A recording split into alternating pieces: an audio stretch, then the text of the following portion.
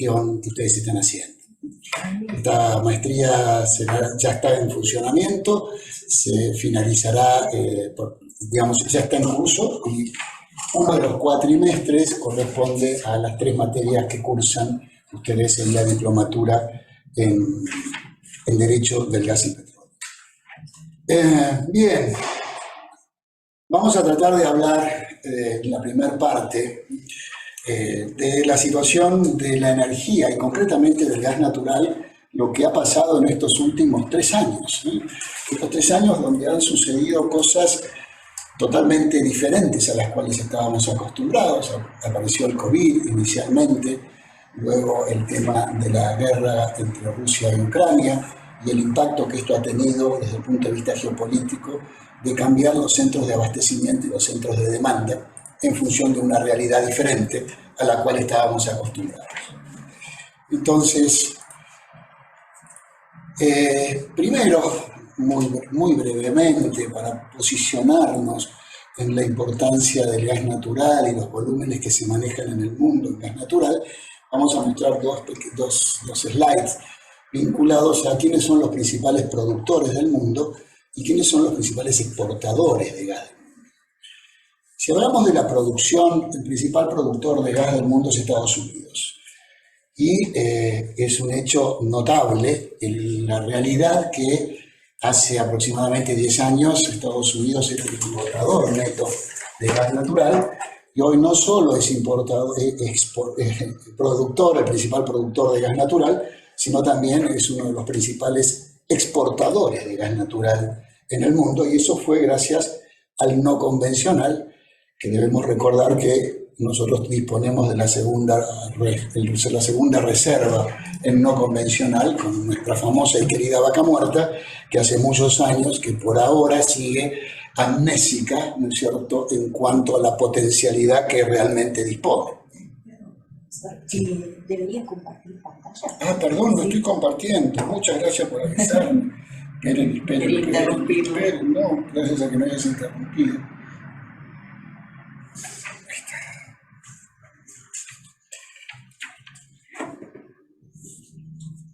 ¿Ahora sí? Sí. Ok, perfecto. Entonces, lo que queríamos explicitar es que el mundo produce y consume 11.000 millones de metros cúbicos día, unidad a la cual estamos en realidad acostumbrados a manejar, de manera tal que de esos 11.000 que produce el mundo, 2.500 produce Estados Unidos, y el segundo productor del mundo es Rusia, con 1.800 millones de metros cúbicos. Si vemos acá ciertos referentes que a mí me gusta siempre poner en evidencia, es el caso de Australia, país con recursos muy similares a Argentina, características de recursos naturales similares, donde ellos producen 420 netos y Argentina en promedio 114 netos. Evidentemente son realidades diferentes en función de implementaciones distintas, pero no en función de los recursos disponibles. Si hablamos en cambio de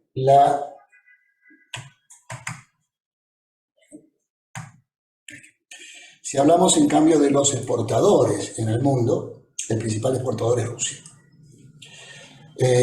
donde sigue Qatar, Noruega, Australia, nuevamente, Estados Unidos, y acá estamos hablando de gas que se moviliza tanto por gasoducto a nivel mundial, como, o sea, interfronteras, como GNL. Evidentemente, uno de los temas que voy a tocar hoy concretamente es el tema del GNL en el mundo y qué es lo que está sucediendo en ese sector.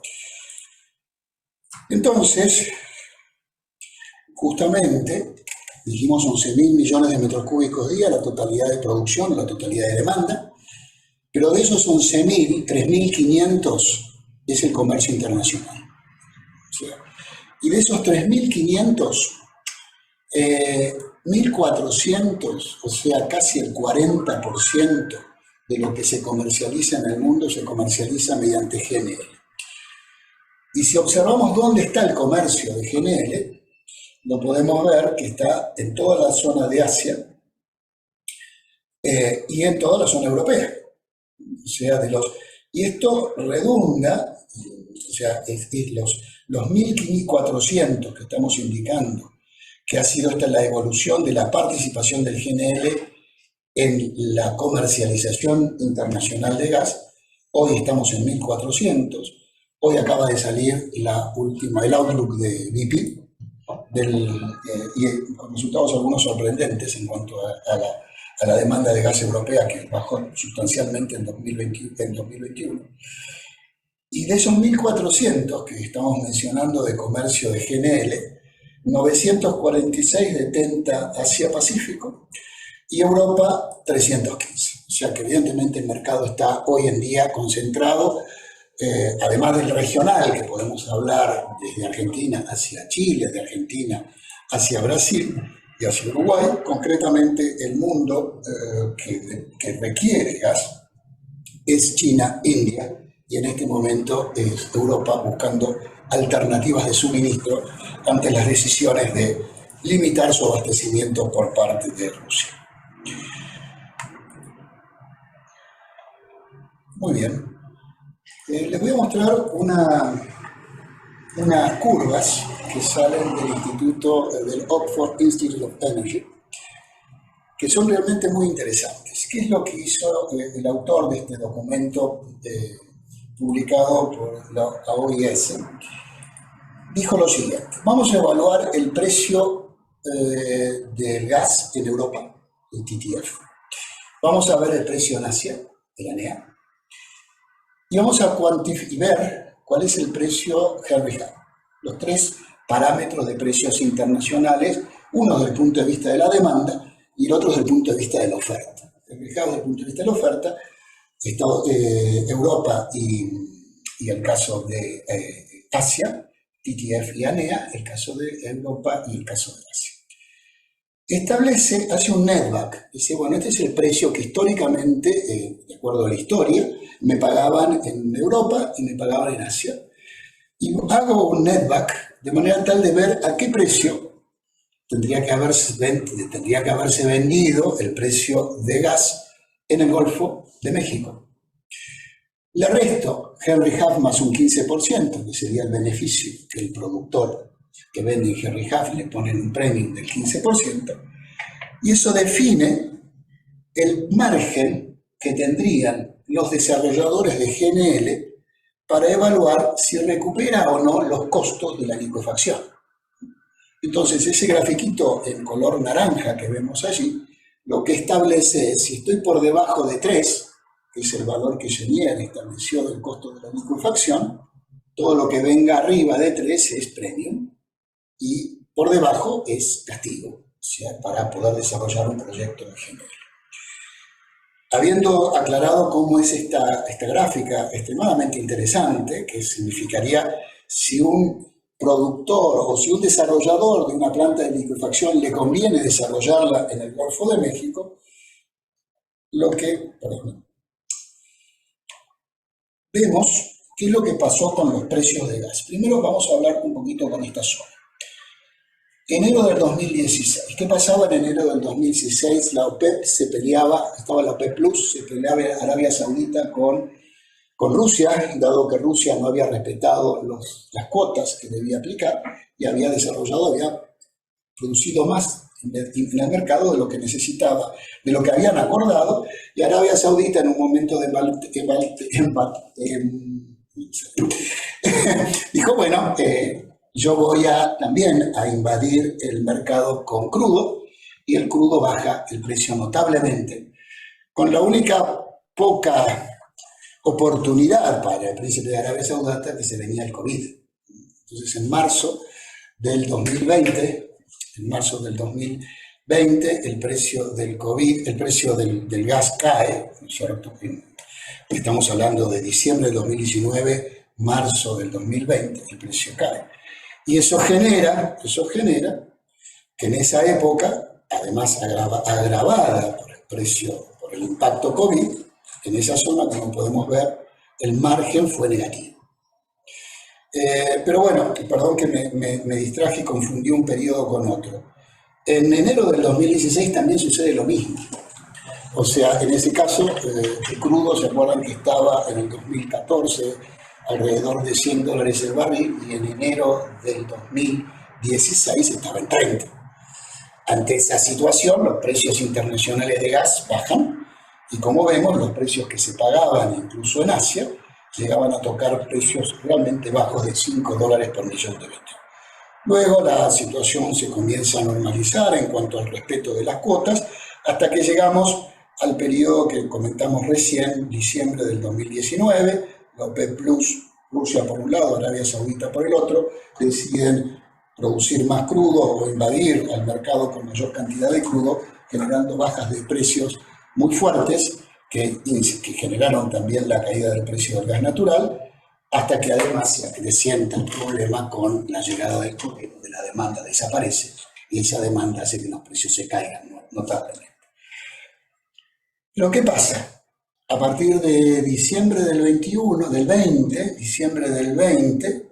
enero del 21, ya el COVID se había empezado a superar en China concretamente, y además hace mucho frío, un invierno extremadamente crudo en China, y eso genera que el precio que estaban pagando históricamente en mediados de julio, que llegaba a ser $3 por millón de BTU, plena pandemia, llegan a valores de $21 por millón de BTU en Asia.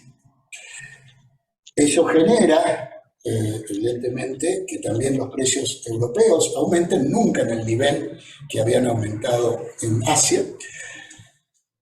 Pasa el invierno asiático, y ¿qué es lo que sucede?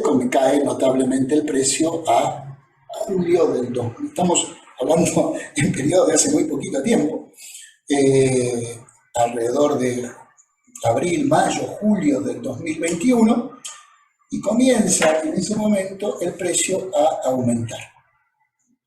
Recuperación y frío en Asia, y ¿qué aparece? Miedo que en diciembre del 2022 les pase lo mismo en diciembre del 2021, y comienzan a adelantar contratos, y esa demanda que no estaba prevista que iba a producirse, sorprende a todo el mundo, y llegamos, incluso antes del impacto de la crisis ucraniana, a valores de $38, $37 por millón de BTU, valores que nunca se habían visto en el mercado de gas con valores tan extraordinariamente altos. Sobre llovido mojado, gran volatilidad de precios en el mes de diciembre.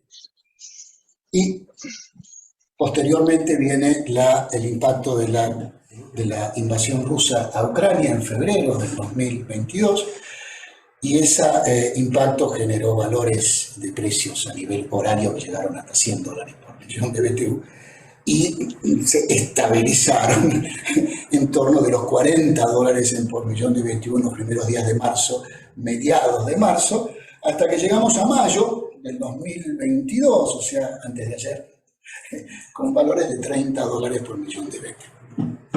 Evidentemente, hemos experimentado desde el 2019 hasta la actualidad una gran cantidad de acontecimientos a los cuales no estábamos acostumbrados, generando una real distorsión en los precios internacionales. Y hubo un incidente adicional a todo esto. En 2019-2020, fuertemente, incluso la IEA e incluso Europa, el objetivo de la transición energética, o el objetivo del 2050 sin emisión de carbono.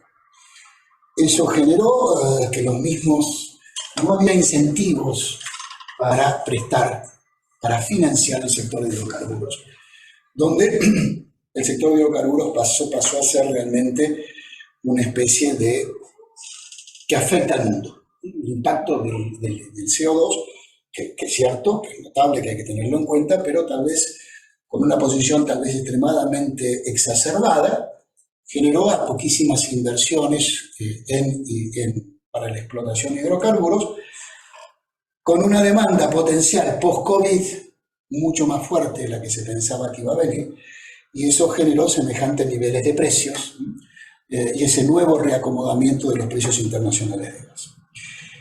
Yo voy a mostrar ahora cómo es la expectativa que el autor de este documento mostró para los próximos 3 años, del 2022 hasta el 2025, donde establece que el precio de gas, tanto de Europa o el de Asia, varían entre 20 y 10 dólares, el margen varía entre 20 dólares y 6 dólares por millón de BTU, o sea, el margen de incentivar el desarrollo de plantas de licuefacción en el Golfo, o lo que fuere, ese es un incentivo a nivel mundial. Esto evidentemente podría generar incentivos para nuevos FID. Hay un reconocimiento del mercado europeo de que el gas como elemento de transición, como la necesidad tiene cara de eje, el gas natural fue un poco ahora relegado de esa estigma de hidrocarburos, por lo menos durante la transición energética. Evidentemente no es la única variable que uno puede tener, la de los precios internacionales. Lo que es muy importante es, que también surgió como consecuencia de esta situación, es los contratos de largo plazo, o sea, lo que desarrolla un proyecto de esta naturaleza de tantos miles de millones de dólares son además los contratos de largo plazo. Y que el mercado es claro que es Asia y Europa, también es claro. Entonces, a ver qué pasó acá. Ok. Bueno, entonces lo que... Okay. Bien, perdón que quiero adelantarme un segundito. En esta transparencia, que evidentemente pensé que la había cambiado de lugar y no la cambié de lugar, esta transparencia muestra los contratos que se firmaron de abastecimiento de GNL en volumen y en característica. El 39% de los contratos que se firmaron en el 2021 son de más de 20 años. Y el 13% son entre 11 y 19 años y el 47% entre 5 y 10. O sea que si yo me posiciono 2021 y veo 2013, evidentemente la seguridad de suministro generó, y esta volatilidad del precio está generando una conciencia que me conviene generar un contrato de variables relativamente más estables y de largo plazo para que estos precios spot que se están produciendo en el mercado, totalmente distintos a los que se produjeron del 2016 al 2019, donde el precio spot incentivó, tan bajo era, que incentivó a que salieran de contratos de largo plazo a contratos spot. Pero bueno, esto es otra señal de que el mundo está necesitando gas y seguridad de suministro. Vuelvo hacia atrás.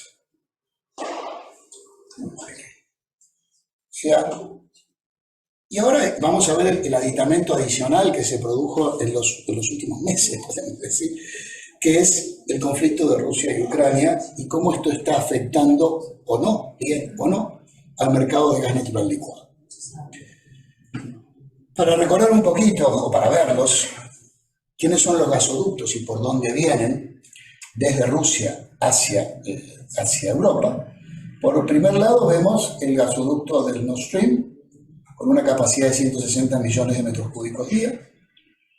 El gasoducto Yamal, que pasa por Bielorrusia, entra en Polonia y a Alemania. El Nord Stream va directo a Alemania.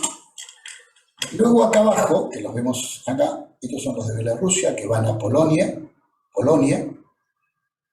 Estos son los que cruzan, ya sea porque vienen por Bielorrusia o de Rusia a través de Ucrania, que van a Polonia, Eslovaquia y Hungría. Y luego tenemos un gasoducto por acá abajo que va hacia Rumania desde Ucrania.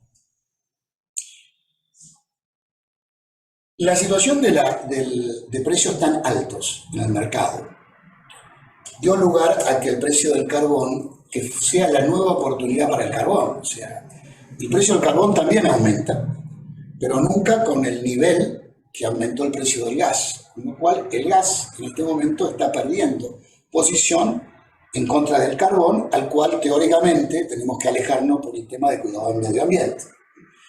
Pero ya la misma Europa, ante no tener el abastecimiento energético, está pensando, y ya lo está haciendo, en utilizar centrales térmicas a carbón que en algún momento estuvieron paradas.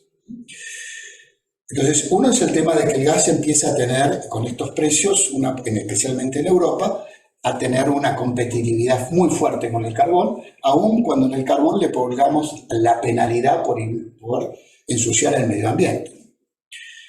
La otra cosa vemos, que lo vimos en la transparencia anterior, es la expectativa miedo, la incertidumbre genera que los contratos de largo plazo son preferibles a los contratos de corto plazo o contratos spot. Y por otro lado, veamos un poquito qué sucedió con los contratos, ¿no? De todos los capitales o inversiones realizadas en estas tres regiones no las podía movilizar Rusia. Como contraparte, Rusia decide que los contratos de gas sean pagados en rublos. Eso les permite a ellos no devaluar su moneda. Y genera un mecanismo financiero donde la tasa de cambio se realiza solamente en bancos europeos. O sea, se depositan euros en una cuenta rusa, en una cuenta en euros rusa, y se transfiere a otra cuenta en rubros rusa.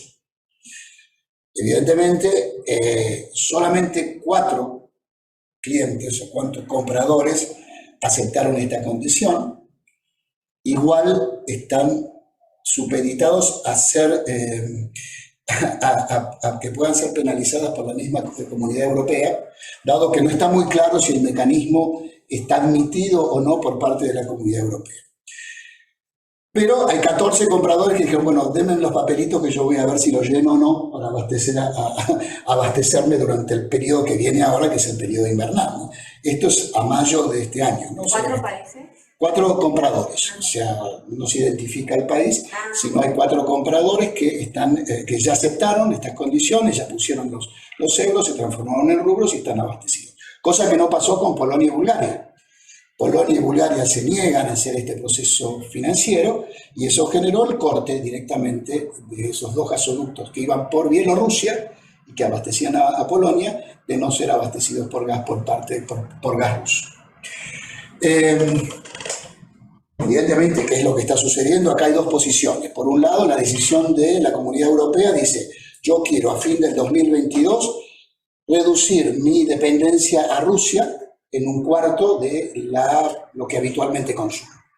Segundo, los rusos dijeron, bueno, pero si vos querés que yo te venda las 3/4 partes restantes, lo vas a tener que hacer bajo estas condiciones. Esto lo que está generando es, miren cómo se llenaron los gasoductos desde enero del 2021, 400 millones de metros cúbicos día, y hoy, a mayo del 2022, 243. O sea, casi estamos en el 60% de los volúmenes que históricamente llenaba Rusia para abastecer al mercado europeo, estamos en un 60%. El 40% ha sido cortado, ya sea por decisión propia de Europa o ya sea por decisión de los rusos de no abastecerle el gas por no haber transferido a rubros el pago de los contratos.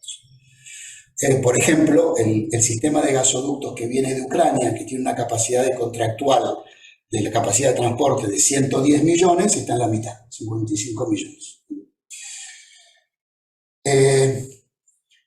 Si ahora vemos el déficit en gasoducto, el déficit por gasoducto, que entre el 2019 y el 2022, del periodo invernal, acá tengan cuidado cuando vean esta transparencia, este dato que está en BCM hay que dividirlo por 120, porque son solamente de 4 meses, correspondientes a los 4 meses de enero, febrero, marzo y abril.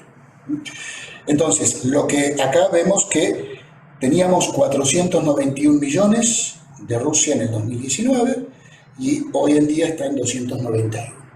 En promedio, lo inyectado en promedio desde enero a abril del 2022 frente a lo que fue enero-abril del 2019. ¿Cuáles son los paliativos para mejorar esta situación? Bueno, mayor gas de Noruega, mayor gas de África y aparece Azerbaiyán con aproximadamente 33 millones adicionales para lograr empezar a cubrir el gas no recibido por parte de Rusia. Noruega, ahí Roberto, ¿Noruega hace la explotación offshore? Sí, claro. Exactamente. Y además no es Europa. Noruega, por eso uno lo considera como un país europeo. O sea, no forma parte de la comunidad. Entonces, por ese motivo, uno dice, ¿de dónde importa? Entre comillas, importa de Noruega, del norte de África y de Rusia. Muy bien. Y si ahora veo el GNL, o sea, Europa se abastece de gasoducto, por gasoducto, y gas natural licuado por GNL. Lo que es notable en esta transparencia es, en rojo, ustedes ven el valor, acá ojo que los millones de toneladas de GNL están por mes. Por mes. Si yo lo pasé a millones de metros cúbicos día, diría que 10 millones de toneladas por mes son 432 millones de metros cúbicos día. Para unificar las unidades. Muy bien. Si yo veo esta realidad, año 2019, bueno, no estaremos en 400, 23 estaremos en 380. 380. Acá por un tema de demanda, COVID, se cayó notablemente la totalidad del GNL. Luego estaba el pico, el invierno 2021, luego el descenso en el verano, y lo que es extraordinario es esto, que fíjense que llegamos a casi 432 acá arriba, y ¿quién creen que abasteció estos 400, esta diferencia que hay entre lo histórico y lo nuevo? Estados Unidos. O sea, Estados Unidos empezó a ser el 43% de todo el GNL que consume Europa proviene en este momento de Estados Unidos. Bien, veamos entonces qué va a pasar en el invierno 22-23 ante una situación tan inestable, que es, el tema es o Rusia corta totalmente el abastecimiento o sigue cercenando el abastecimiento por decisión propia de Europa de no tomarlo o por decisión de Rusia de no suministrarlo. Ya la demanda del invierno 2022 fue baja comparada a la demanda del mismo periodo durante COVID. Ya fue más chica. La producción europea está en declinación. Lamentablemente, la danesa tiene una capacidad muy poca de crecimiento y la holandesa tiende a cero. La perspectiva de que el Groningen se depleta. El loma de la data histórico nuestro se está depletando. Y el Reino Unido se recupera. Entonces, las alternativas de abastecimiento son, evidentemente, por gasoducto, Rusia, Noruega, Norte de África, Azerbaiyán, y almacenamientos, y lamentablemente los almacenamientos son bajos, porque ante las circunstancias de que además no estoy tomando el gas que tendría que tomar, porque no me lo está abasteciendo Rusia, o yo decido no adecuarme a las condiciones rusas, los almacenamientos vienen bajos. Si yo veo el déficit que hubo en el invierno 2019 frente al 2022, fueron 150 millones de metros cúbicos día. Aún con el esfuerzo realizado de tener más gas de Noruega, tener más gas del norte de África, etc. Si vamos a poner el extremo, que Rusia me corte la totalidad del abastecimiento a diciembre para el invierno 22-23, serían 433 millones de metros cúbicos día que debería buscar abastecimiento alternativo de otras partes del mundo. No creo que se vaya a dar esto porque no le conviene ni a Rusia ni a Europa. Evidentemente Europa va a seguir presionando para cercenar, para buscar alternativas, pero las alternativas necesitan tiempo.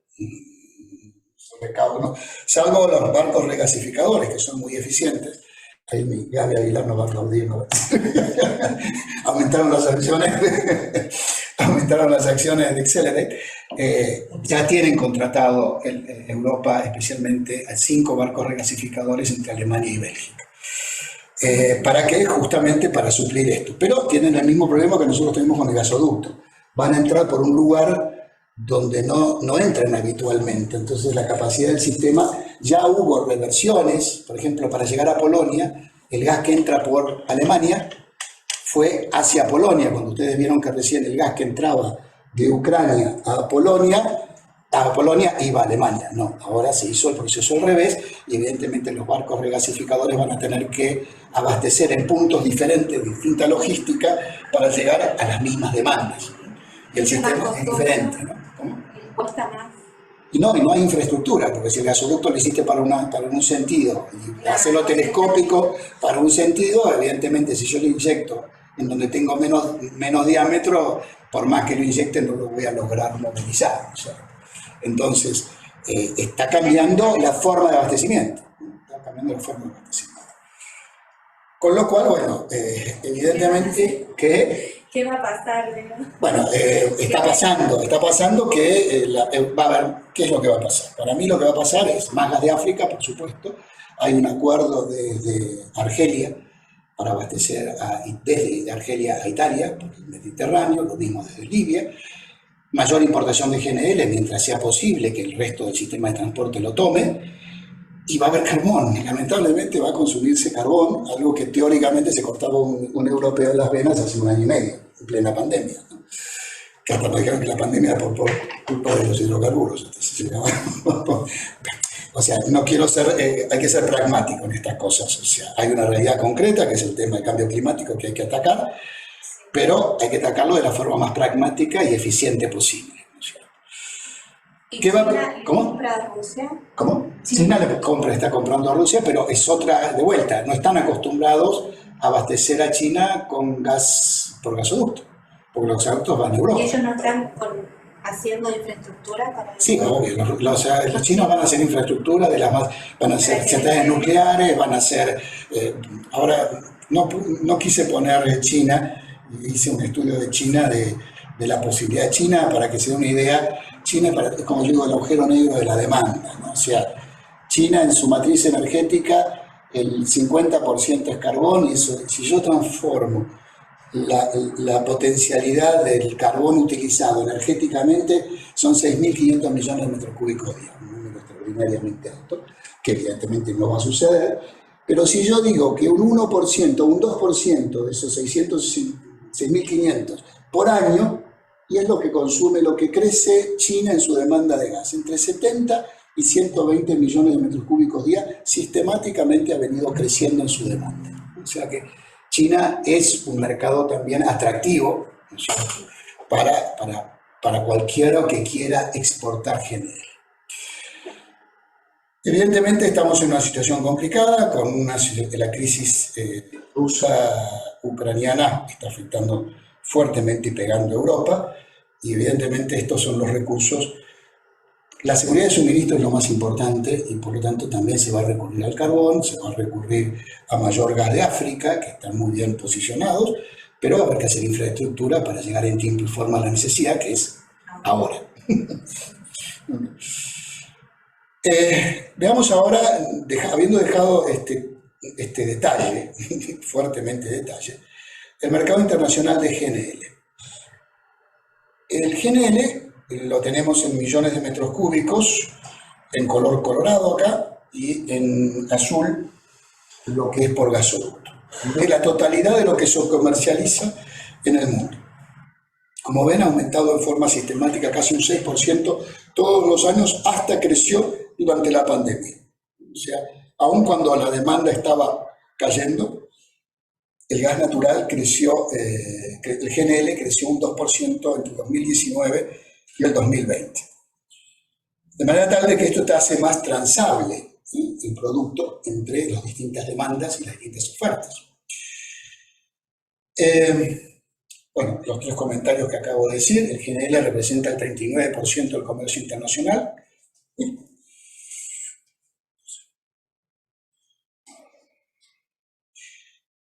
Aumentó en promedio un 6% en los últimos 6 años y entre 2020 y 2021 aumentó un 6%. Y en el 2022, para suerte de Europa, la demanda china no fue tan alta, el invierno fue moderado, están con lockdown en China, en Shanghái, están cerrados por el tema del COVID, con lo cual su productividad cambia y por lo tanto su necesidad energética también disminuye. Y por supuesto, a un chino, entre un precio alto de gas y un precio alto de carbón, utiliza un precio alto de carbón, o sea, un precio bajo de carbón. Nosotros, la región Latinoamérica, Brasil y Chile tuvieron menos demanda de GNL. Chile, gracias a nosotros que le vendimos gas, tuvieron menos demanda de GNL. Y Brasil también, gracias a la hidraulicidad que se venía mal, y empezó a llover, y la hidraulicidad mejoró, y eso hizo que hasta los brasileños nos prestaran energía vía eléctrica. Pero claro, en 2022 la demanda europea fue insatisfecha y eso fue lo que tuvimos mayor demanda. Este es un gráfico, lo sacó IGU hace 2 semanas, donde muestra que el comercio del GNL aumentó un 6% entre el 2020 y el 2021. 2020, año de pandemia, 2021, el año pasado. Pero lo que es importante es que China, que antes era el segundo consumidor de GNL, hoy se transformó en el primer importador de GNL, y Estados Unidos, que producía en GNL 45, podemos decir que casi aumentó en un 40% su producción de GNL en el año 2021. Y como vieron ustedes en la transparencia anterior, todo ese mercado de GNL que antes estuvo muy posicionado para China, fíjense hacia dónde va el mercado americano, va a China, va a Japón, va a Corea del Sur, va a Taiwán, en rigor va a todos lados. Están muy bien logísticamente ubicados. Pero ahora, al 2022, si hablamos solamente de estos últimos 4 meses, el que mayor impacto tuvo en el abastecimiento de GNL en Europa, que le permitió llegar a esos niveles de importación de GNL, fue justamente Estados Unidos. ¿Y por qué lo pongo en evidencia? Acá lo pongo siempre en evidencia a 2 países. Australia. Australia, desde hace ya 2 años, es el principal exportador de GNL del mundo. Y nosotros estamos acá.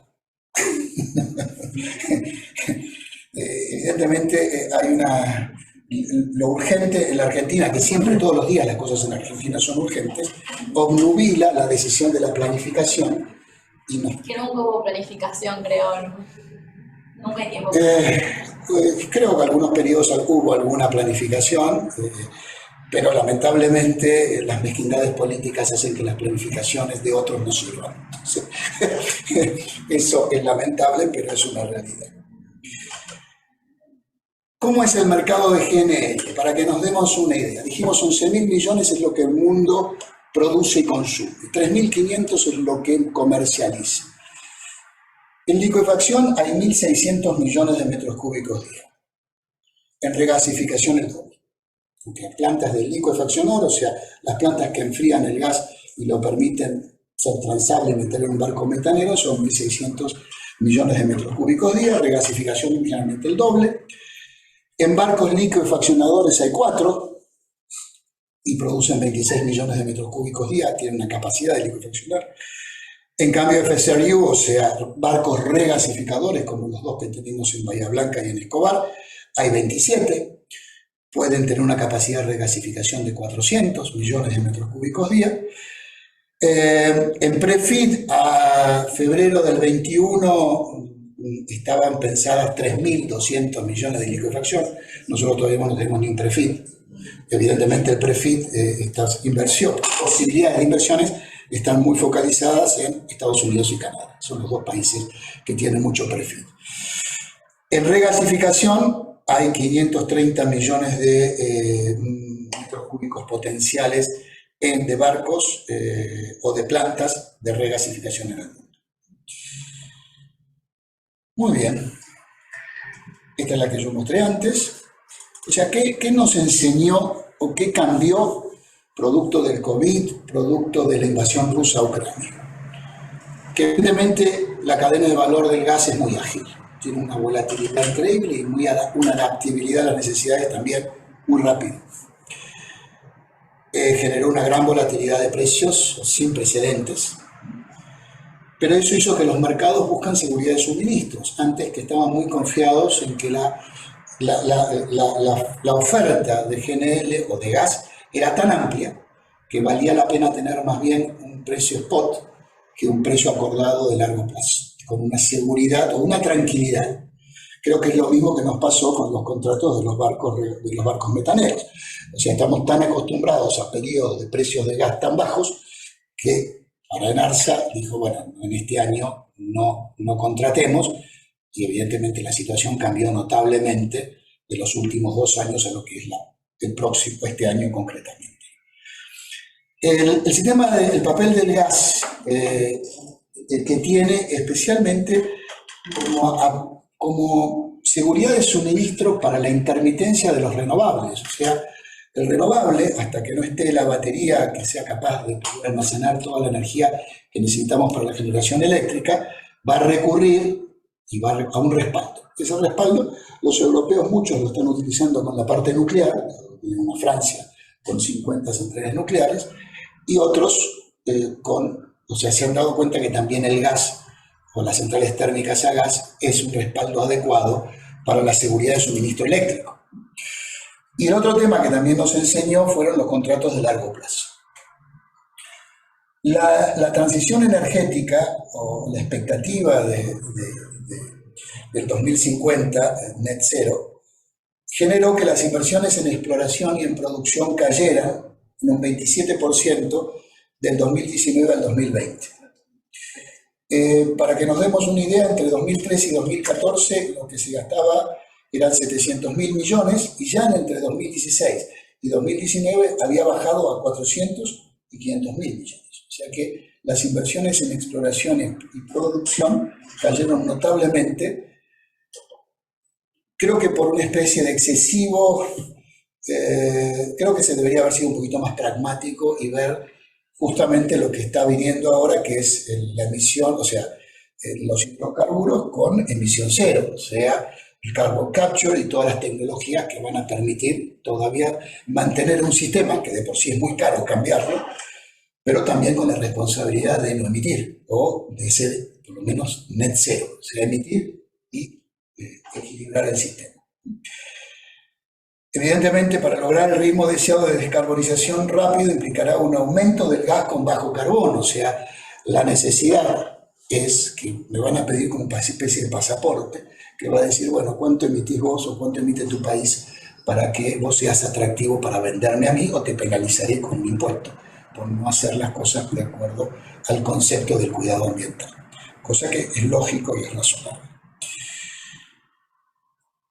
Ante estas circunstancias, ¿qué debe ser Argentina para incorporarse, en este caso, al mundo del GNL? El mundo de gasoductos lo tenemos, podremos mejorar, nos falta infraestructura todavía porque no logramos abastecer nuestra demanda doméstica, y si no logramos abastecer nuestra demanda doméstica por infraestructura, hay ciertos solamente nichos en los cuales podemos abastecer. O sea, Chile llegó por Quinteros, 5 millones en el invierno, más no voy a poder llegar porque este GN no me lo permite, no voy a llegar porque no hay lugar. Por lo tanto, infraestructura se necesita incluso para gasoductos domésticos o domésticos de exportación, pero que no logran cubrir la capacidad que podrían llegar a tener. ¿El mundo va a seguir incorporando GNL? Yo creo que sí. O sea, todo el mundo piensa que durante los próximos 20 años en esta transición energética el gas natural tiene un rol de importancia. Incluso el auto eléctrico implica mayor consumo de energía eléctrica. Mayor consumo de energía eléctrica la podrás poner a renovable, pero vas a tener que tener el respaldo de una central térmica a gas o una central nuclear. O sea que el objetivo a los cuales el mundo se está planteando, desde el punto de vista del abastecimiento de gas, todavía quedan 20 años, ¿no es cierto? Salvo que haya algún descubrimiento económicamente viable, el hidrógeno, por supuesto, pero recordemos que el hidrógeno también lo podemos sacar del gas natural, o sea, el hidrógeno azul. O sea que el gas natural, desde el punto de vista de su posición en esta transición energética, va a seguir siendo necesario, y la seguridad de suministro es lo que va a tirar el consumo de gas a nivel mundial. Argentina, ¿qué necesitaría si quisiera ser un modesto exportador de GNL? Primero, la infraestructura en gasoducto para el mercado doméstico. Eso está claro, no hay ninguna duda. El gasoducto NK tendría que estar hecho a la brevedad y lo antes posible, o seguimos, si no, dependiendo de las importaciones. en nuestra balanza comercial, ¿no? Hay que también pensar, Estados Unidos importa y exporta, o sea, no es un problema de importar, es un problema que sea exportador neto. O sea, por logística es muy probable que a veces tenga necesidad de importar gas. Pero desde el punto de vista, lo importante es que Argentina sea excedentaria. Yo quisiera también, o sea, creo que la Argentina necesitaría un gasoducto dedicado al GNL, 2 billones de dólares, gasoducto NK, 2 billones de dólares, 2.000 millones de dólares. Exportar a Brasil, yo me planteo si es necesario hacer el gasoducto a Brasil. Brasil hoy en día produce más gas que Argentina, cosa que no era cierto hasta hace unos años. Produce más que todo. En 2000 sucedía lo mismo. Nosotros producíamos el mismo crudo que Brasil. Hoy Brasil produce 3 veces más. Brasil, que teóricamente era nuevo en gas, hoy produce mucho más que Argentina, pero reinyecta casi 80 millones de metros cúbicos al día.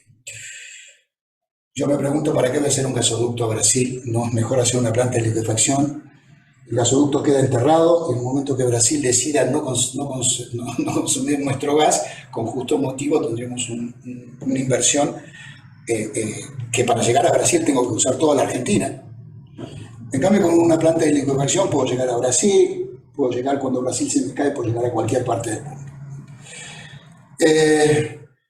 Recordemos que exportar más gas implica exportar más gas licuado. Si yo exporto gas, le puedo sacar los líquidos al gas natural, y el líquido del gas natural es el famoso gas de garrafa. Es un commodity internacional que consume especialmente todos los países del mundo, fuertemente los dos países más cercanos, Chile y Brasil. Y para recordar, gracias al shale de Estados Unidos, que era un importador de líquidos, hoy es el principal exportador de líquidos del mundo. O sea, el fenómeno del shale no solo le permitió lograr ser exportador de gas natural, sino también exportador de propano.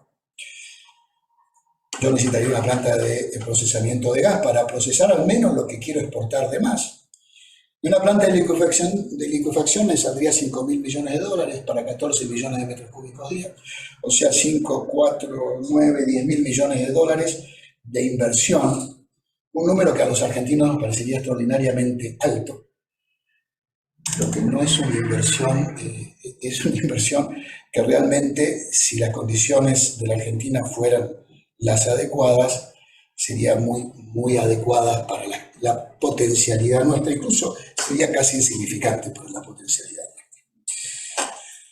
Pero creo que lo más importante, ¿cierto?, es repetir hasta el cansancio, hasta que lo escuchen muy fuertemente, todo lo contrario a lo que a veces se dice, y a los gritos, que ante la necedad, que solo la seguridad jurídica y regulatoria, por más riqueza que tengamos, son las variables imprescindibles para atraer las inversiones.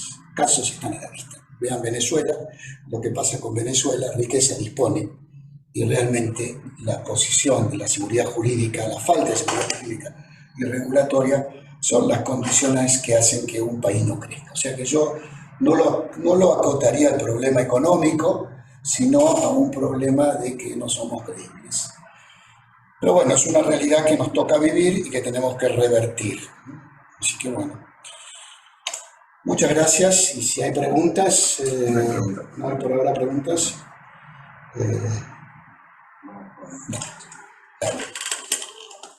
No, al contrario.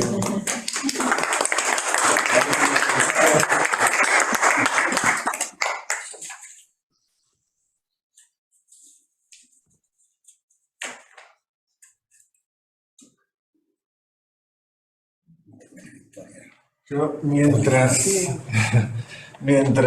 ponemos la presentación que viene a continuación, les digo, como les dije al principio, que si tienen preguntas, por favor las escriban en el chat y nosotros las vamos a pasar a los expositores. Y que no se preocupen de tomar demasiado apunte porque estas presentaciones van a ser circuladas a todos los asistentes a esta reunión.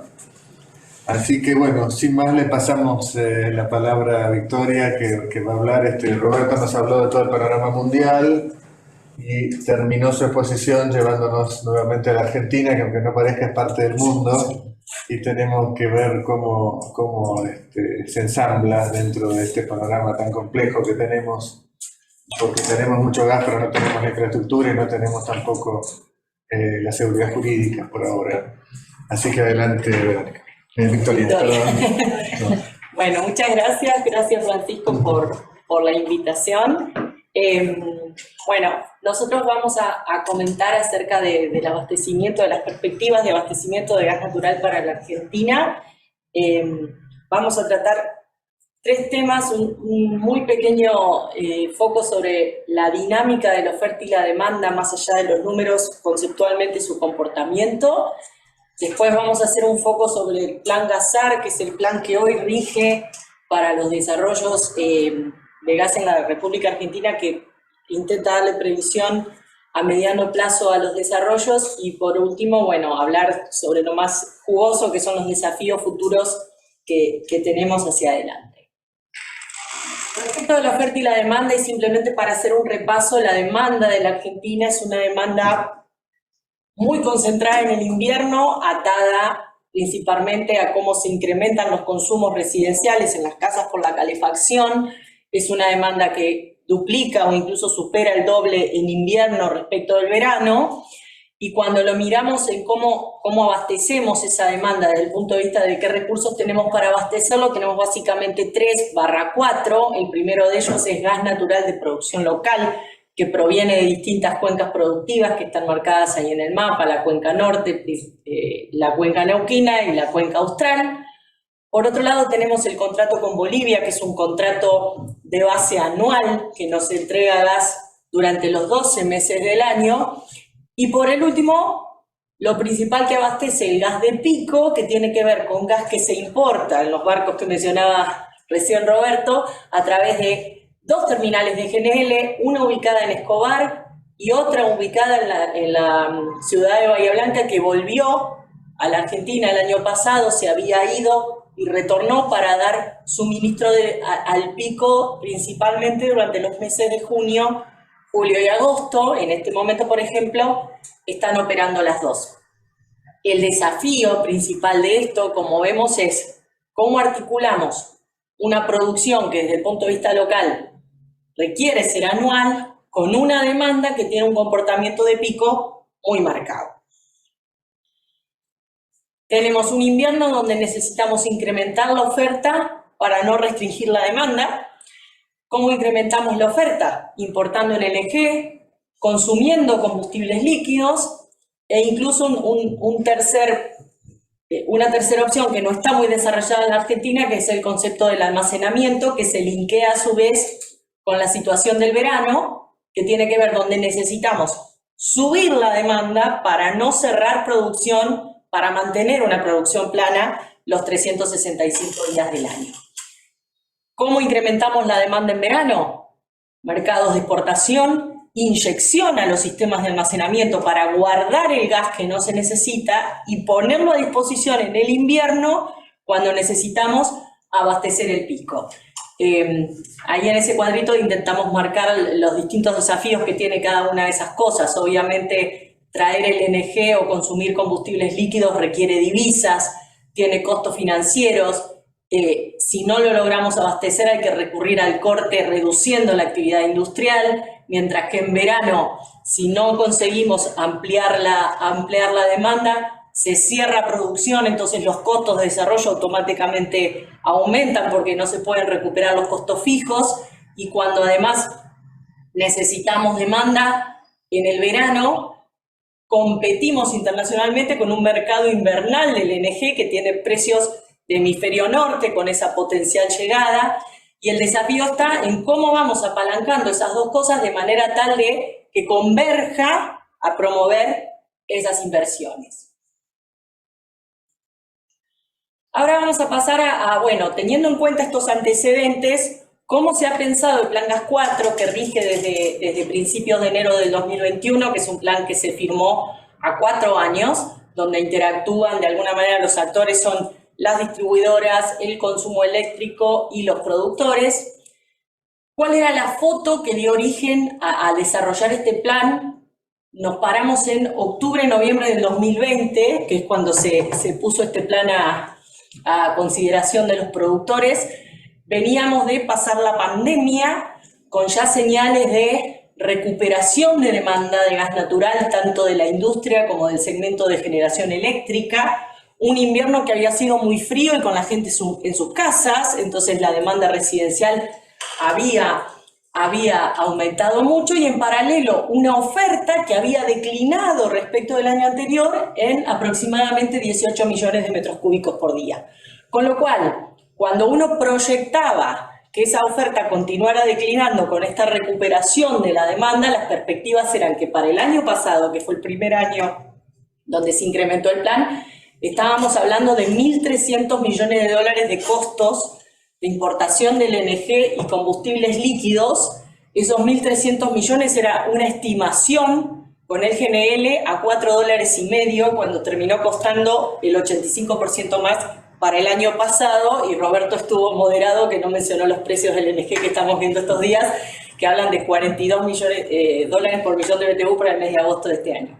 Bueno, obviamente que ante esta situación se plantea esto y se dice, bueno, ¿cómo podemos hacer para revertir esta tendencia declinante, reducir los costos de importación?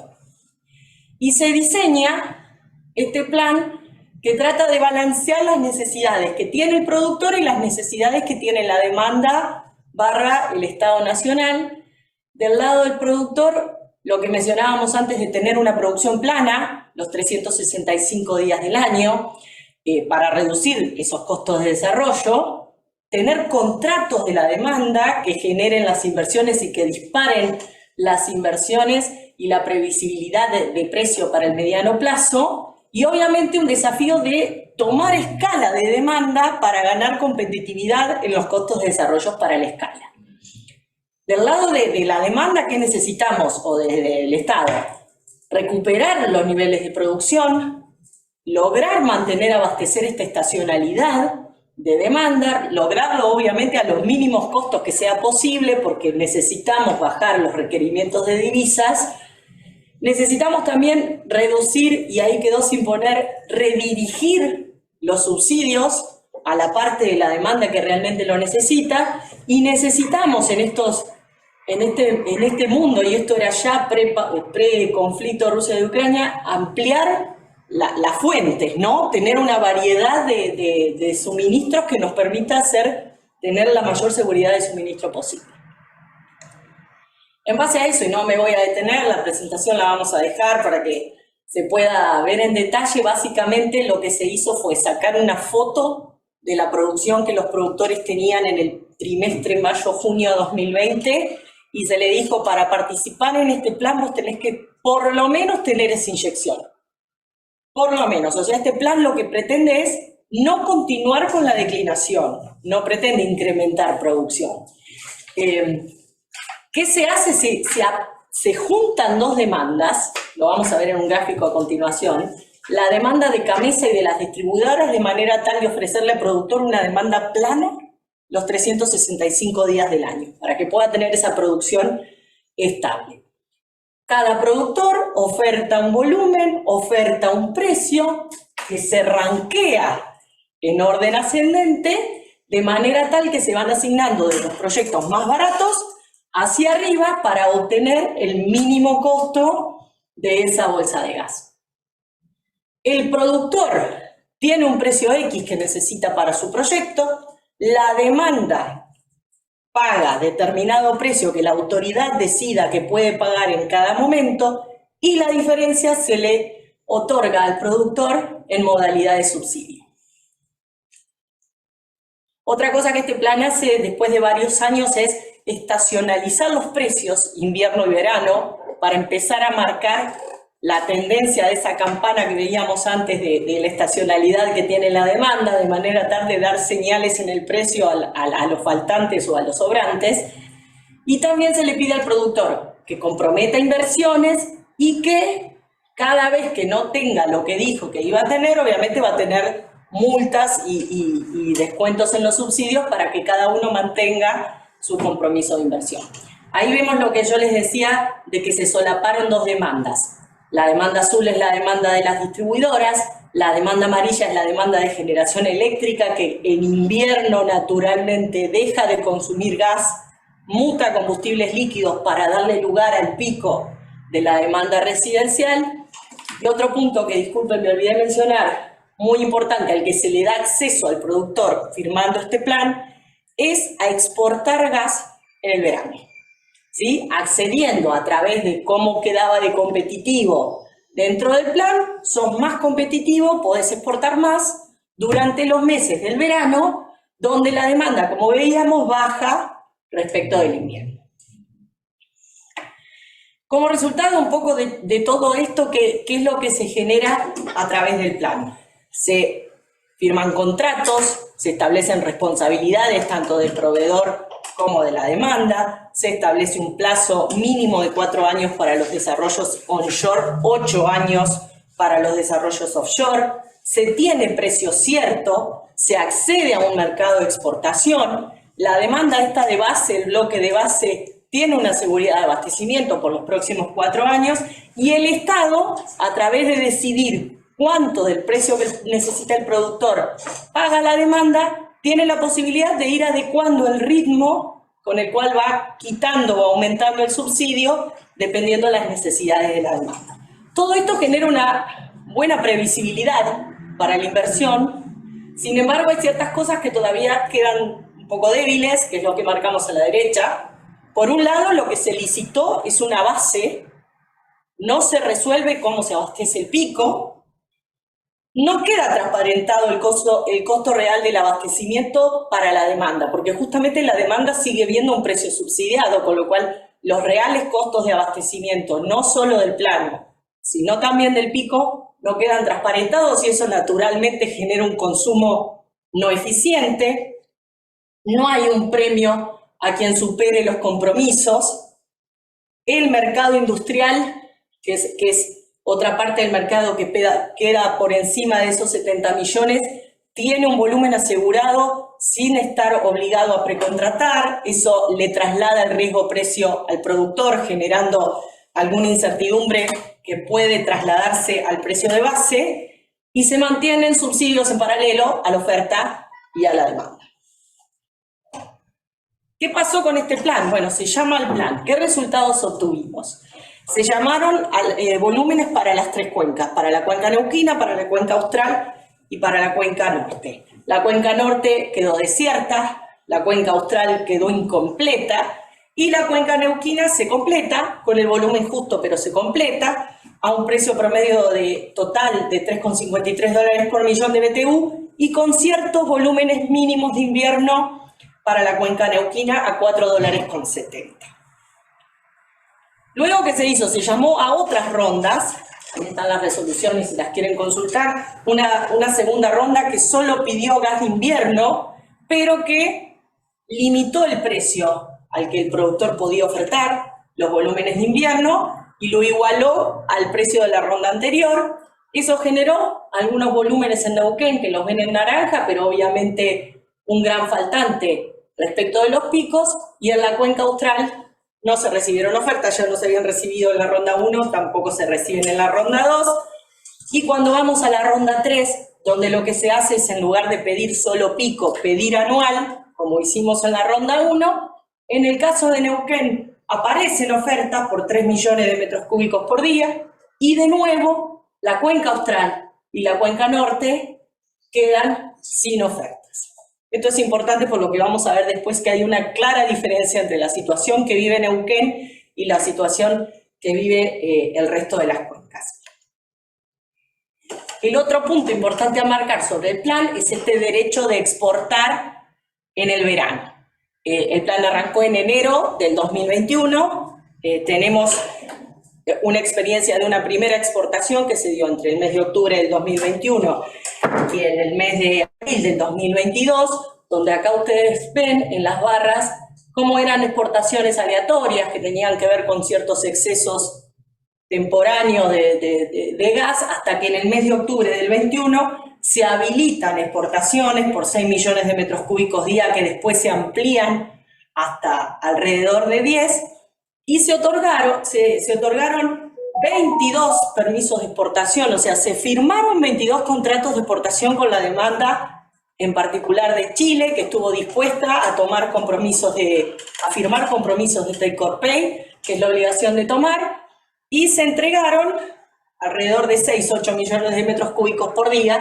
Acá hay un punto importante que es interesante marcar, que hay más volumen autorizado del volumen que la demanda de exportación regional, porque esto es exportación producto, toma. Hay una limitación en la demanda regional de exportación, no es infinita, al menos en la configuración actual que tiene la demanda de exportación, hay un primer volumen que no se supera. Para superar ese volumen es necesario inversiones del lado de la demanda, que obviamente requieren otro tipo de compromisos del lado de la oferta, entre ellos que no sean solo exportaciones de verano. Y acá hay una primer foto, y con esto termino, que es mostrar a partir de que se firma el plan cómo recupera la producción. Esto es una producción agregada de todas las cuencas, después vamos a ver individualmente por cuenca, pero ese declino que veíamos cuando sacaba la foto allá por el fines del 2020, se ve que a partir de que hay contratos, hay señales, la producción se recupera, y se recupera rápidamente. Creció 15 millones de metros cúbicos por día en un año, ¿sí? Ahora, a continuación, lo que vamos a ver es un poco, a partir de todo esto, cómo empalmamos esto, lo que tiene que continuar para adelante. Emi, ¿le dejo? Paso. Acá con la presentación. Bueno, buenas tardes a todos. Bueno, voy a tratar de completar la presentación de Vicky, tratando de vincularla con lo que presentó Roberto, y tratando de contextualizar la realidad muy heterogénea que tienen las cuencas, y eso hace que los desafíos futuros para el abastecimiento, para desarrollar nuestros recursos, para aprovechar la ventana de oportunidad que marcaba Roberto en el contexto internacional, no sea para nada trivial cómo se aprovecha. Como Vicky mostró, la producción se recuperó rápido, pero también bajó rápido. Cuando en 2019 nos topamos con una demanda que no pudimos mantener, o con una infraestructura que no fue suficiente, o cuando se contrajo la demanda por la pandemia, se redujeron 20 millones de metros cúbicos en 2 años.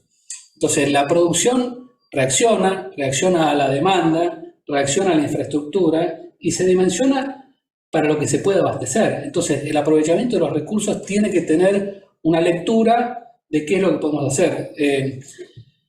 Estábamos viendo en el contexto internacional cómo desarrollar mercados, si son firmes, si son por ducto, si son por GNL. El Plan Gas fue muy exitoso para una etapa, pero permitió exportaciones de verano, que son valiosas, porque las exportaciones de verano en el hemisferio sur comparan contra el GNL con la demanda de invierno del hemisferio norte. Entonces, el hemisferio del sur está deseoso de tomar estos excedentes, pero no se pueden hacer contratos de largo plazo sobre la base de excedentes. Entonces, el desafío que tenemos por delante es, bueno, cómo entendemos la heterogeneidad de las cuencas para desarrollar nuestra producción, para aprovechar las oportunidades, para desarrollar nuevos mercados, y para, de alguna manera, reconvertir esto que jugó un gran rol en esta coyuntura, en estos 4 años que va a ser el Plan Gas. Hoy ya nos quedan 2 años y piquito, no nos queda demasiado tiempo por delante y tenemos que ver cómo seguimos. Así que bueno, les muestro brevemente cómo nosotros vemos la heterogeneidad entre las cuencas y cuáles son los desafíos que vemos. Fuiste para atrás. Perdón. No, sigo para atrás. Ahí. Fíjense la evolución de la producción en la cuenca norte.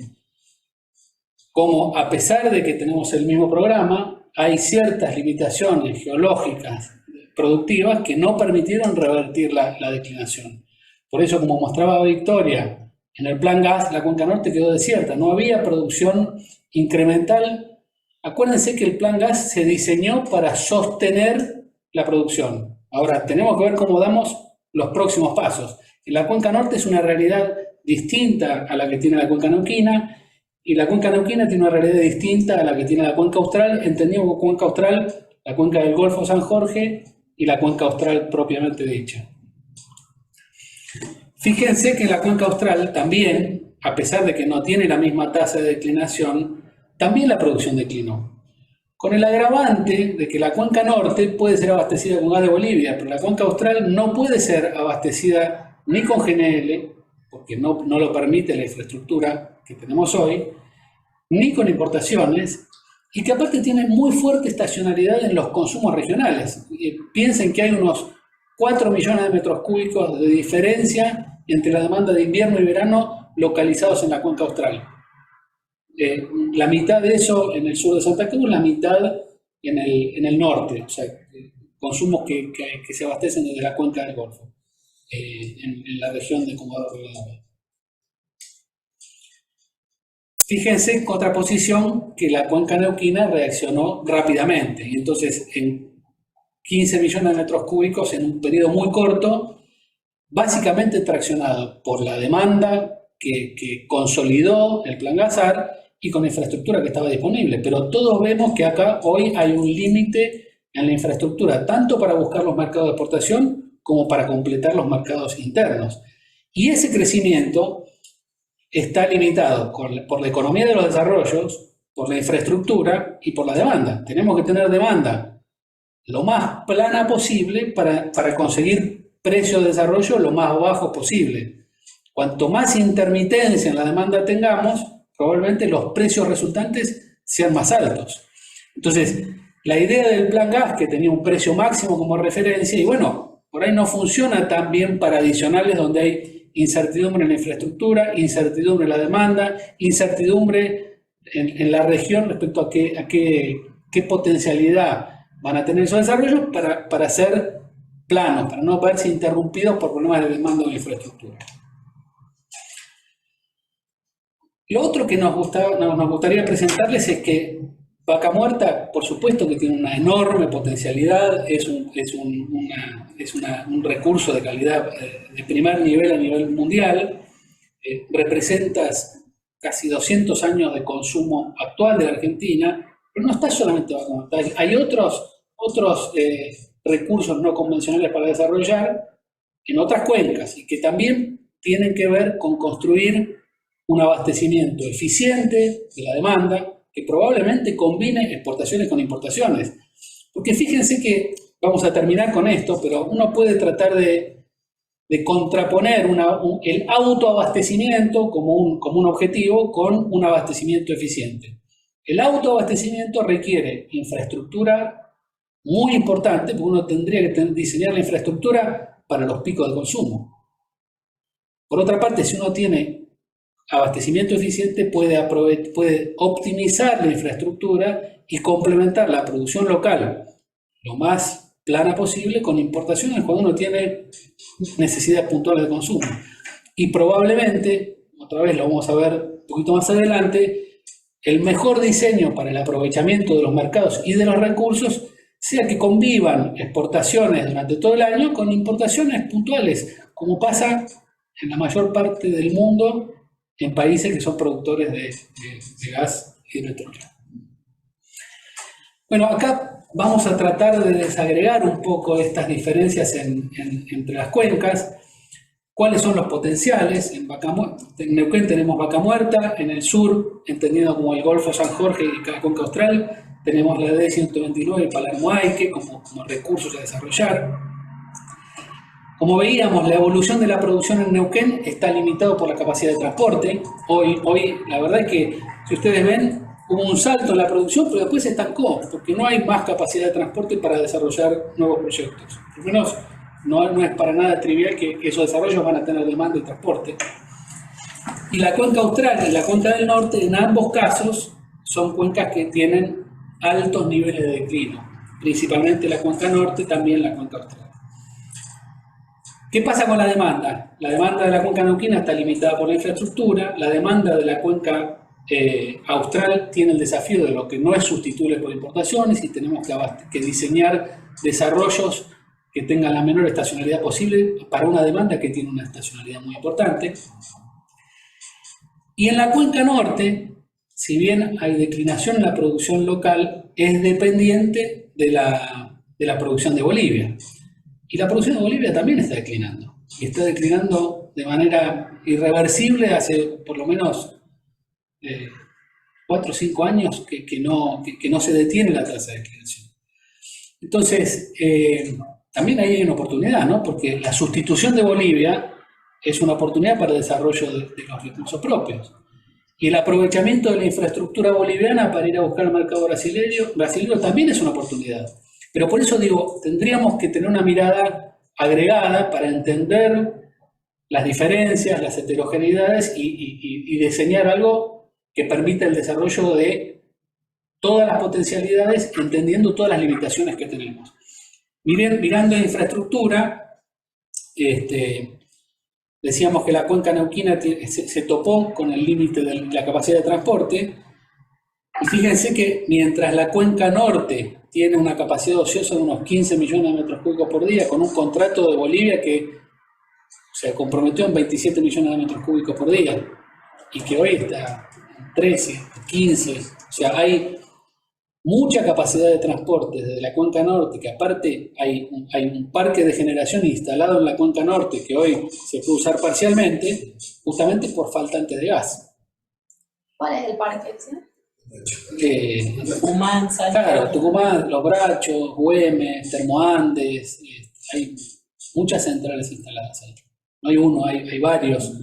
Incluso hay exportación de energía eléctrica, hay líneas que conectan Argentina con Chile para exportar energía eléctrica de Termoandes, que se diseñó en los años 90.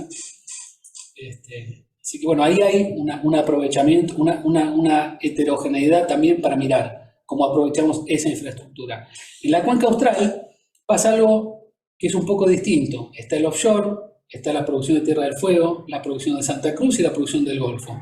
Si uno mira la capacidad de transporte hoy disponible en la cuenca austral, son unos 4 millones de metros cúbicos desde la cuenca austral, pero que llegan a unos 13 en la cuenca del Golfo, cuando uno mira el invierno. Entonces hay mucho que aprovechar ahí, porque al final esa molécula incremental que uno desarrolla ahí es una molécula que no requiere infraestructura. Por lo tanto, como costo de desarrollo para el consumo, es muy económica si uno la compara con una molécula que tiene que desarrollar en otras cuencas donde requiere construcción de infraestructura nueva. Bueno, respecto de las obras de infraestructura requeridas en la cuenca neuquina, se está hablando del gasoducto Néstor Kirchner, que estamos viendo para qué momento termina estando. Es necesario. Uno puede discutir si es la mejor traza, si mira una planta de liquefacción, pero sin duda que es necesario. Hay que mirar el mejor diseño regulatorio, normativo, pero es necesaria esa evacuación. Y por otra parte, en la cuenca norte, así como en la cuenca austral, se puede aprovechar con desarrollos adicionales la capacidad que hoy existe. Pareciera ser que lo más lógico para el sistema norte es revertir el gasoducto norte, el sentido, y en lugar de que el gas se mueva de norte a sur, se revierte el sentido y vaya de sur a norte. Entonces abastecer esos consumos redirigiendo la orientación de ese gasoducto.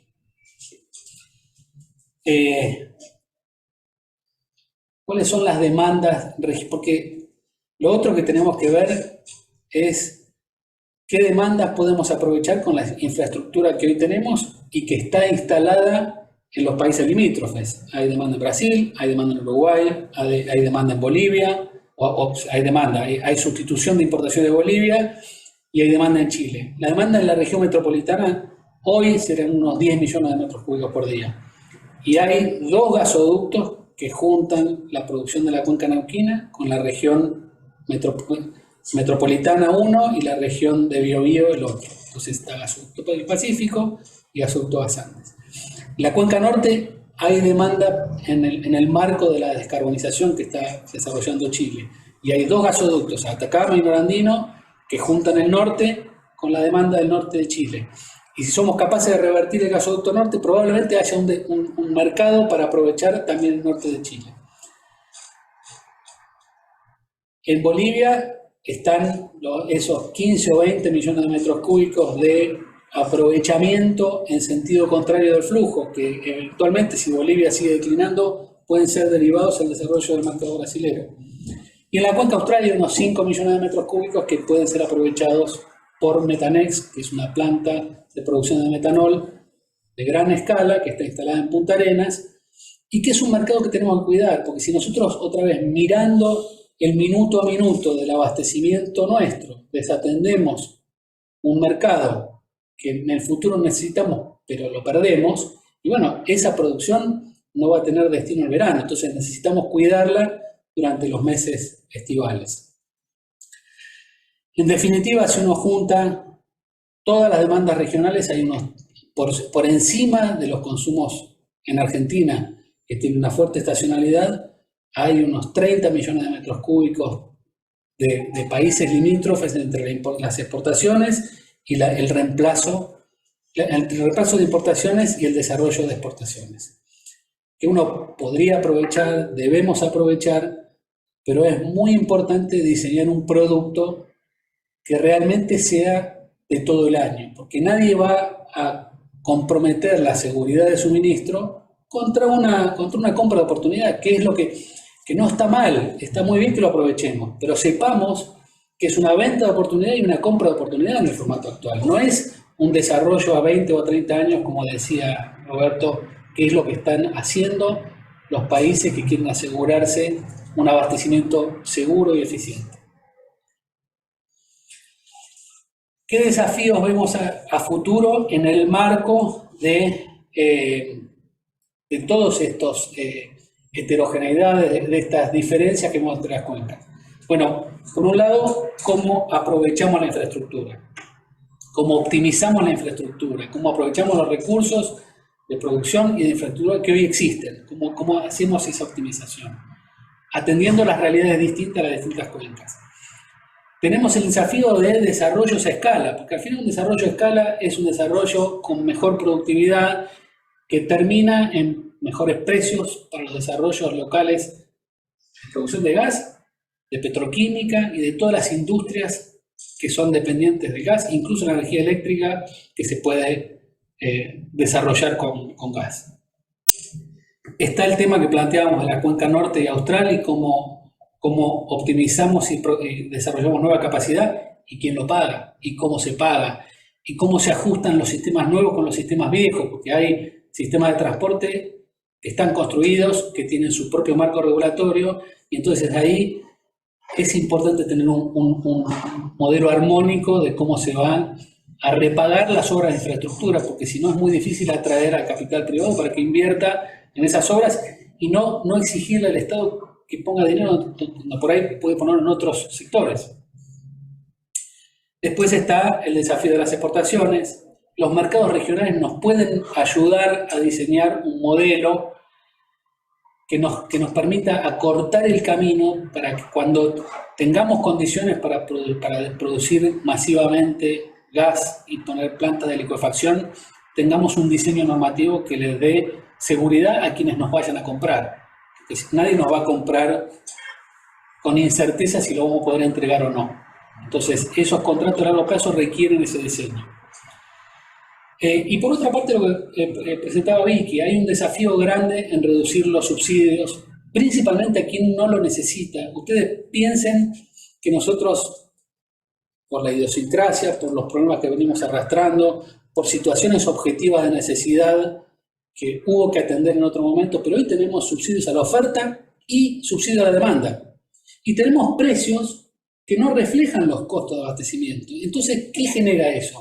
Que la calidad constructiva no se preocupe en ahorrar energía, que el uso no sea prudente o eficiente en los consumos, y eso genera el fuertísimo pico de consumo. Entonces, realmente tenemos un dilema tan grande para la construcción de infraestructura, pensando que tenemos que desarrollar infraestructura para el pico, o también tenemos un pico de consumo exacerbado porque hay precios relativos que no están ajustados a la realidad.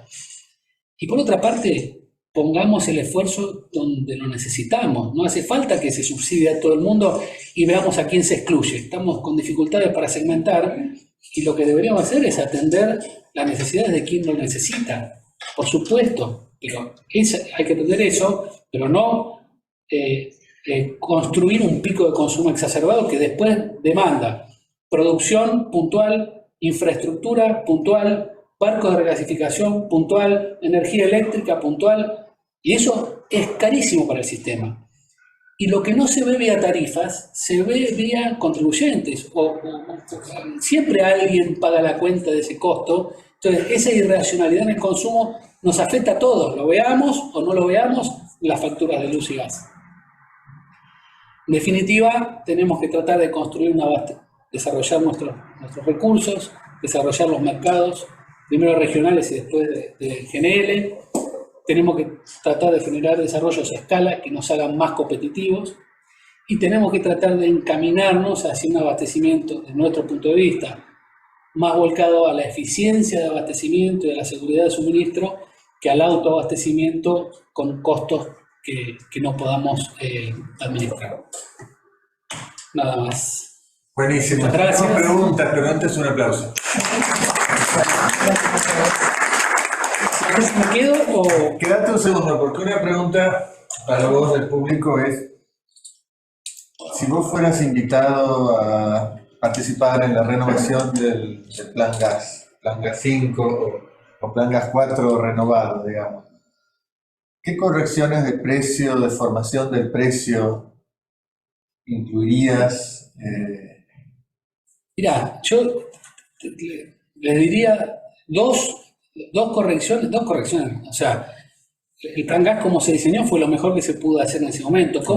¿Qué cosas haría a futuro? Haría dos cosas. Trataría que la oferta sea en los city gate, en los puntos de consumo y no en la boca de pozo, para favorecer que los desarrollos incluyan el costo de la infraestructura hasta los lugares de consumo y transparentar que ahí hay un costo de transporte implícito que estaría bueno que se consideren para pensar los desarrollos desde donde sea. Lo segundo es que a los efectos de que compitan los desarrollos en las distintas cuencas, aprovechando lo que hay, no sería tan temeroso en convocar a subastas sin precio límite. Acá Vicky mostraba que los resultados del Plan Gas en las cuencas que estuvieron cortas de oferta fueron insuficientes. En la cuenca norte no estuvo, en la cuenca austral estuvo corta. Y la verdad es que si pudiésemos fomentar desarrollos incrementales aprovechando la infraestructura, todos ganaríamos. Porque esa infraestructura que hoy existe, hoy se paga, hay contratos firmes que las distribuidoras pagan por un transporte que no se usa, y la forma de aprovecharlo es estimulando a que eso exista. Y la verdad es que si Argentina, si el TTF, si el precio del GNL está arriba de $40 y nosotros somos temerosos de tener algún precio a 8 y para eso pagamos 40, la verdad es que nos estamos equivocando muchas veces. Aparte porque los desarrollos locales, aparte de ser mucho más baratos, generan trabajo local, generan impuestos locales, generan actividad y generan optimización de nuestra propia infraestructura. Perfecto. Me piden si puedes dejar de compartir pantalla para entonces aparecer más grande. Sí, que habla. No sé cómo... Incluso llegar a pagar los 8, ¿no? En el botón rojo allí. Se pagó los $8 de compartir. Bueno, por supuesto. Otra para Emilio, me preguntan: ¿por qué no se logra explotar la formación de Palermo Aike símil a Vaca Muerta? ¿Y para cuándo se estima el punto de inflexión respecto a la producción declinante de la cuenca austral? La segunda no tiene respuesta. Obviamente, CGC lo que está haciendo en este momento, hizo 2 pozos a Palermo Aike. Son resultados esperanzadores, pero ustedes piensen que los desarrollos en la cuenca nortina duraron años.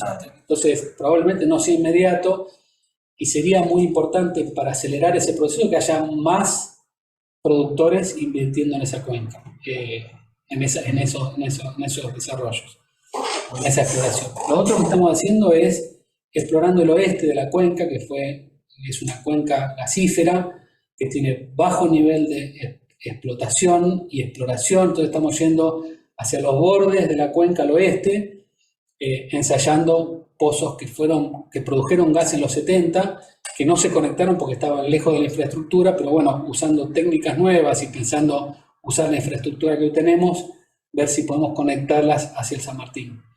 Tampoco son sencillos, hay una ventana climática para hacerlo, y cuando hay varias capas para ensayar, cada capa requiere su tiempo, pero somos optimistas que bueno, estamos trabajando mucho para eso. Muy bien. Victoria, con los precios de referencia establecidos en el Plan Gas, Sí. ¿es conveniente el desarrollo de proyectos de storage? ¿El gas que se almacena durante el verano para venderlo en el invierno se destinaría para los picos de demanda residencial o para segmentos no regulados? Bueno, esa es una gran parte de lo que decimos que el Plan Gas no resolvió el pico.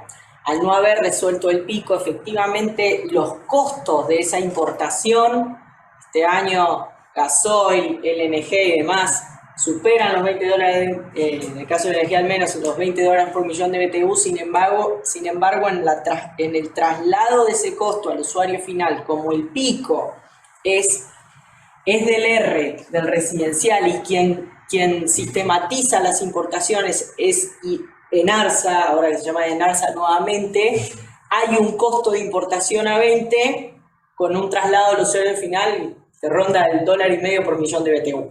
Entonces, para un productor que tuviera gas almacenado, que tiene que no solo recuperar el costo financiero de tener ese gas guardado, sino además remunerarlo por haberlo dejado de vender en el verano, lo que termina pasando es que hoy el marco regulatorio no habilita a que vos realmente lo vendas contra la alternativa que es ese costo de importación. Hoy la distribuidora te lo puede comprar a su precio regulado, que es el $1.50. Entonces hoy hay una limitación, diría, más regulatoria de cómo está estructurado al no estar un mercado sincerado donde se promueva que hasta un mismo productor pudiera traer, por ejemplo, un barco de GNL. Eso hace que en la práctica el proyecto de almacenamiento no vea el diferencial de precio entre invierno y verano. En realidad lo que pasa es que ve un precio muy bajo en el verano, pero no ve la contrapartida de invierno. Tenés precios muy bajos en el verano, pero topeados a la suba en el invierno. Eso es lo que le pasa hoy a un proyecto de almacenamiento. Además de que tiene un costo de gas colchón, que es el gas que vos necesitas inyectar para sostener la presión, que recién lo ves al final de tu proyecto, lo vas a poder extraer, donde claramente se te encarece, y no teniendo el diferencial de precio invierno-verano, hace muy dificultoso desarrollar esos proyectos. Muy bien. Pregunta para Roberto. Roberto, ¿cómo ves la oportunidad del desarrollo de la petroquímica argentina en este contexto? Bueno, justamente creo que la petroquímica argentina lo viene gritando también hace unos cuantos años. Profértil, duplicar la producción de Profértil, duplicar la producción de GLP. Justamente decíamos, si yo desarrollo más. Primero que, como decía Emilio, la calidad de Vaca Muerta es extraordinariamente, para la parte petroquímica es excelente. Grandes contenidos de etano, además, y propano y butano. Es el negocio que hemos indicado que una planta de licuefacción requiere al lado, una planta que extraiga los líquidos, pero aún sin llegar a eso, el aumento de la producción de gas argentina con esta calidad tan rica empuja a desarrollos petroquímicos, gas licuado y urea, por supuesto. Y por supuesto lo que siempre estamos esperando, duplicar Dow Chemical, duplicar Bahía Blanca. Evidentemente, las características del gas que hemos venido viendo a través del no convencional es extraordinariamente buena para estos proyectos. Gracias. Y por última pregunta, ¿cómo, esta me parece, bueno, tómela el que le parezca más adecuado? ¿Cómo ve evolucionar la utilización de la energía renovable, en Austral probablemente eólica, como parte de la energía utilizada en el proceso de upstream y como contribución a la transición energética? O sea, nos fuimos a las renovables. Pero ahora. es perfecto. A ver, el renovable es súper interesante, el potencial del renovable en Argentina, tenés el eólico en el sur, tenés el solar en el norte, es enorme, lo que sí te requiere es un backup. A la noche no hay sol y el viento sopla cuando sopla, con lo cual necesariamente el renovable necesita un complemento de backup donde la naturaleza y todo indica, y particularmente para la Argentina, por lo limpio y por la cantidad de recursos, tiene que ser el gas, con lo cual no deberían ser competitivos sino complementarios. No sé si vos... No, bueno, yo lo que me gustaría agregar, no lo de acá por si no se escucha, es que probablemente tengamos mucha más complementariedad regional para aprovechar la energía solar del norte de Chile, la energía eólica en Argentina y Chile, la hidráulica que tiene Brasil. Si nosotros nos integramos bien regionalmente, deberíamos poder tener backup térmico junto con el aprovechamiento de todas las renovables. Y la verdad es que eso es un desafío hermoso y espectacular que hay que pensarlo en conjunto con los países de la región. ¿Qué es lo que hace Europa? ¿Qué es lo que hace Europa? Los europeos hacen exactamente este concepto. Es una integración energética, no de gas. Es electricidad que va, que viene en otros momentos, gas que tiene doble flujo, barcos que vienen y se van. Porque aparte ustedes piensen, ahora Uruguayana, que es una central térmica que está en Brasil, cuando tuvo el requerimiento Brasil, porque estaba con sequía, no tenía gas. Y ahora que tiene energía eléctrica, a nosotros nos sirve traer energía eléctrica de Brasil. Lo que deberíamos hacer es estar mejor integrados con la región, para aprovechar la hidráulica brasilera, la renovable local y de Chile, y ofrecerle a la región nuestro respaldo térmico, que es muy grande y muy bueno. Pero mejor integrado lo podemos aprovechar mejor. Bueno, muchas gracias. No hay más preguntas. Bueno.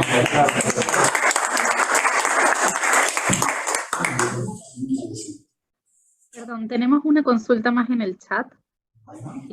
Si les parece, perdón, si les parece la leo, así esta es la última que nos llegó.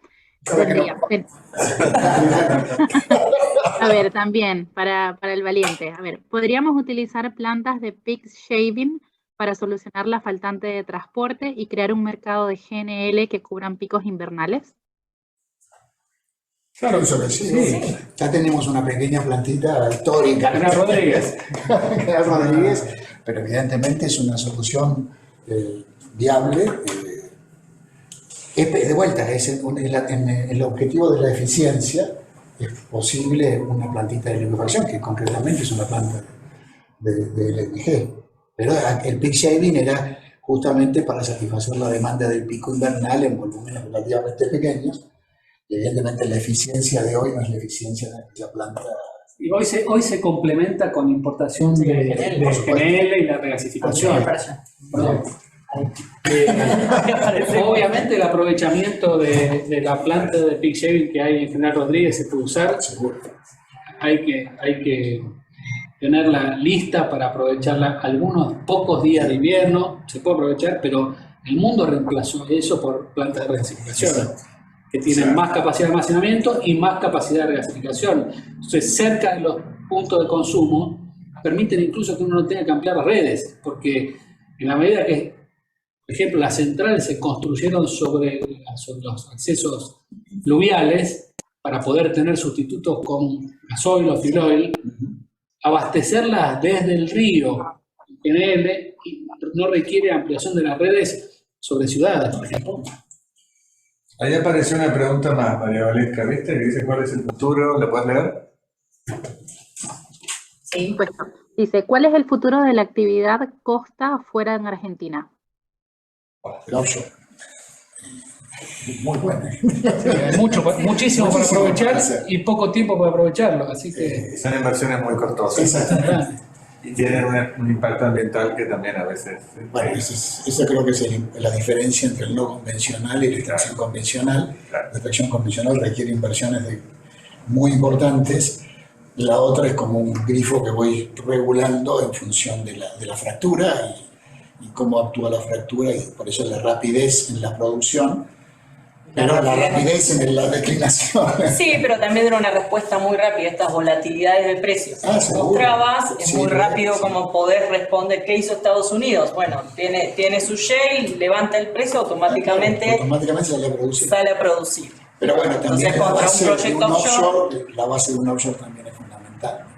Pero evidentemente, de vuelta, creo que lo que definimos, seguridad jurídica y reglas claras son lo único que van a favorecer desarrollos de ese nivel de inversiones. Si no, nos quedaremos con después lo de a quedará, poquito. si vos generás la competencia, quedará el proyecto que responda mejor Por supuesto. y sea más eficiente, más competitivo. Hay que dejar que el mercado Diga. diga. Sí. Bueno, Muy bien. Muchas gracias. Gracias a todos. Muy bien. Muchas gracias. Bueno.